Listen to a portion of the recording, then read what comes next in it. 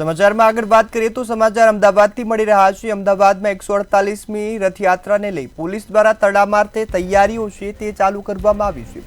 અમદાવાદમાં રથયાત્રાના અનુસંધાનમાં ક્રાઇમ બ્રાન્ચના ડીસીપીની પ્રતિક્રિયા સામે આવી છે। ત્યારે અમદાવાદમાં જે રથયાત્રાના સમગ્ર રૂટ છે તેમાં ડ્રોન કેમેરાની મદદથી બંદોબસ્ત ગોઠવી દેવામાં આવ્યો છે।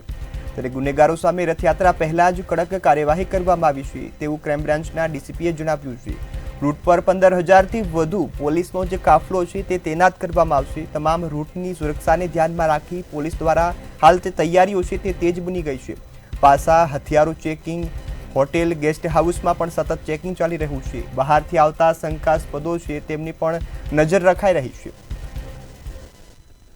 અને અમદાવાદ પોલીસ ખૂબ જ મહેનત અને ખૂબ જ સારી રીતે પૂરતો પ્રયત્ન કરી રહી છે। તે સાથે જે મૂવિંગ બંદોબસ્ત હોય છે, જે આખી રથયાત્રા કઢાવવાની જવાબદારી હોય છે, એમની બંદોબસ્તની તેમજ અગાઉની કામગીરીની તકેદારીની જવાબદારી ક્રાઇમ બ્રાન્ચ ઉપર હોય છે।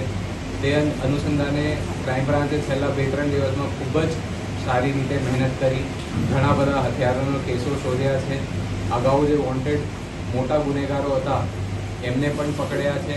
ભાડુઆતની ચેકિંગ થઈ છે અને અમે તમામ પ્રકારની ટેકનિકલ અને હ્યુમન આપણા જે રિસોર્સિસ છે એમનો આપણે વધારીને મહેનત કરીએ છીએ। તે સાથે આપ